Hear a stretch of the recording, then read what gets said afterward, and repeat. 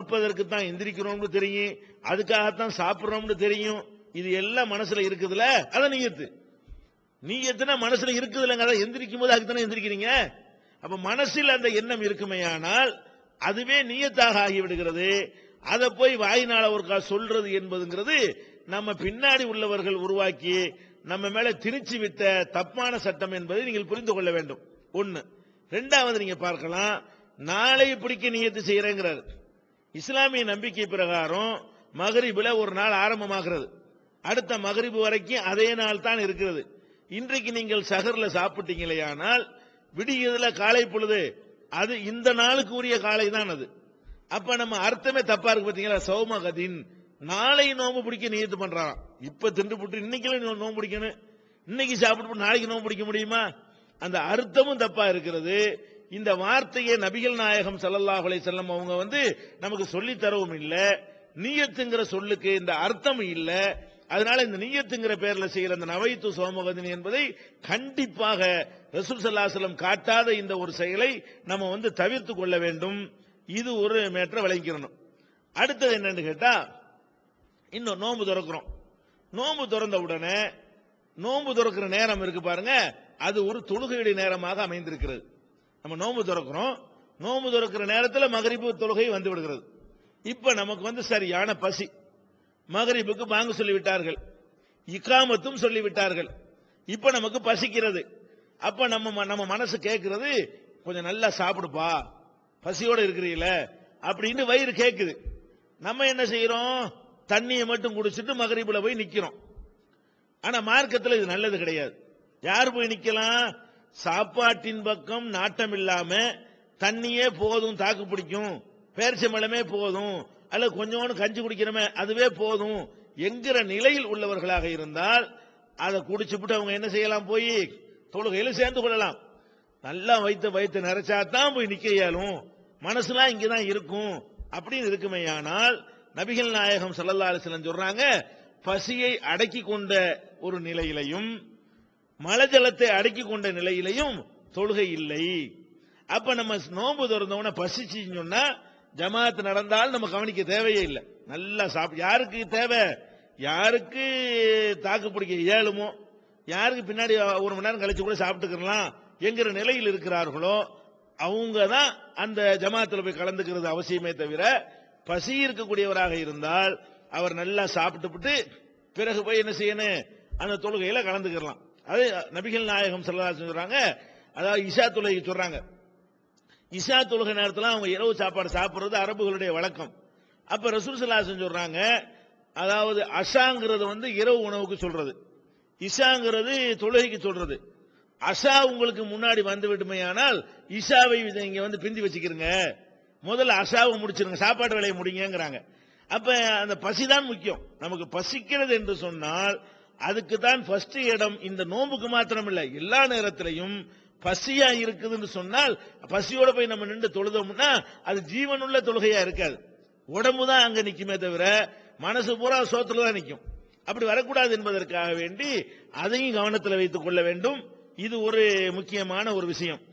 அடுத்து என்ன என்று கேட்டால், நோன்பை பற்றி உள்ள மக்கள்கிட்ட உள்ள ஒரு தவறான நம்பிக்கை. மாசம் என்பது 29 நாளும் இருக்கும், 30 நாளும் இருக்கும். அதான் இஸ்லாத்தினுடைய நிலை. நபிகள் நாயகம் ஸல்லல்லாஹு அலைஹி வஸல்லம் அவர்கள் இப்படி விரல காட்டி காட்டி சொல்றாங்க, 3 தடவை 10 விரல காட்டுறாங்க, இப்படியும் மாசம் இருக்கும். 2 தடவை 10 விரல காட்டி ஒரு தடவை 9 விரல காட்டுறாங்க, இப்படியும் மாசம் இருக்கும்.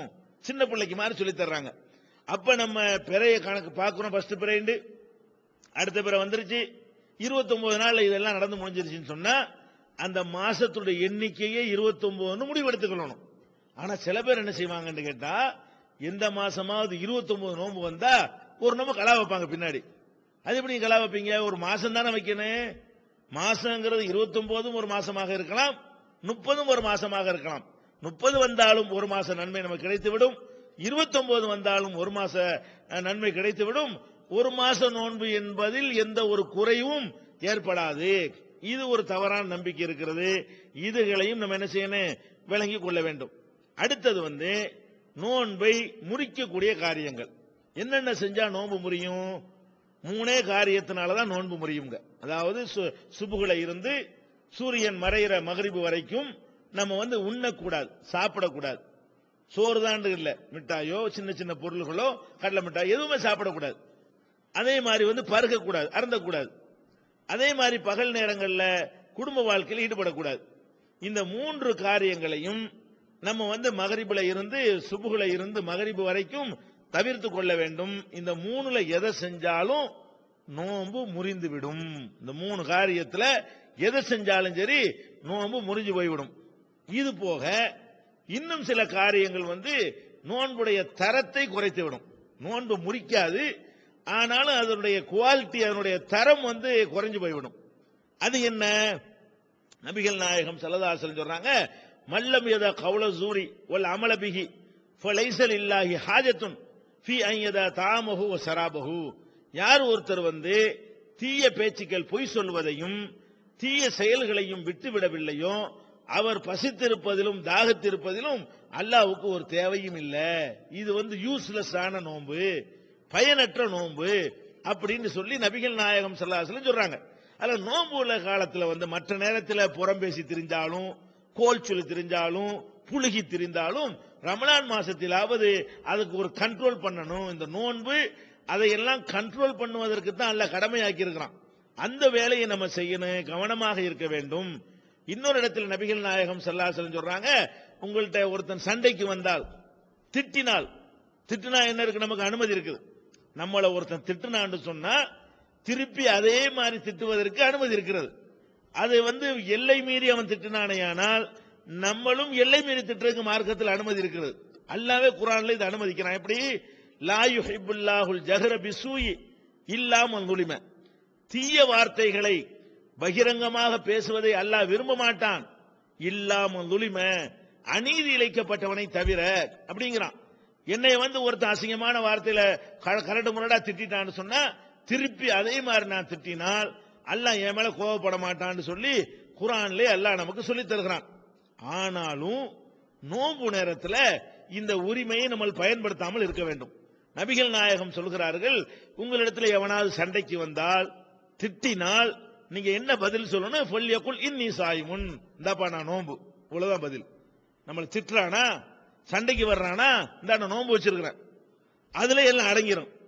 இப்படித்தான் நீங்கள் பதில் சொல்ல வேண்டும் என்கிற அளவுக்கு நோன்பிலே கூடுதலான அதிகப்படியான கவனத்தை நம்ம செலுத்த வேண்டும். இது வந்து நோன்பில தெரிந்து கொள்ள வேண்டிய அடுத்த ஒரு விஷயம். அடுத்து நோன்பு வைத்திருக்கிற நேரத்தில் உண்ணக்கூடாது, பருகக்கூடாது என்பதை அறிந்து வைத்திருக்கிறோம். ஆனாலும் நோன்புடைய துவக்க நாட்கள்ல நம்ம ஒரு கவனக்குறைவு நமக்கு ஏற்படுவது உண்டு. எப்படி? முத நாள் நோன்பு வச்சிருப்போம். நோன்பு ஒரு பழக்கத்துக்கு வராத காரணத்தினால நேத்து பகல்ல சாப்பிட்ட மாதிரி இன்னைக்கு பகல்ல சாப்பிடணுங்கிற மாதிரி தோணும், இன்னைக்கு குடிக்கணுங்கிற மாதிரி தோணும். நோன்புங்கிற யாவுமே இருக்காது. யாருமே இல்ல, யாவப்படுத்துறதுக்கு ஆள் இல்லைன்னு வைங்க, நம்ம பாட்டுக்கு நோன்பு வச்சுக்கிட்டு பகல் நேரத்தில் சோத்தை போட்டு தின்னு போடுவோம். ஒரு வாழைப்பழம் தான் உரிச்சு சாப்பிட்டு போடுவோம். அப்ப நோன்பு வைத்துக் கொண்டு மறதியாக சாப்பிடுதல், மறதியாக குடித்தல் என்பது சில பேருக்கு சில நேரங்களில் ஏற்பட்டு விடுவது உண்டு. இதுக்கு என்ன செய்யறது?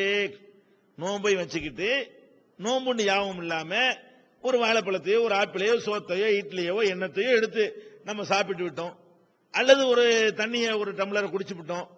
குடிச்சு முடிச்ச உடனே யாவும் வருது, ஆமா நம்ம நோம்புல வச்சிருக்கிறோம் அப்படின்னு நம்ம நினைச்சோண்டு வைங்க.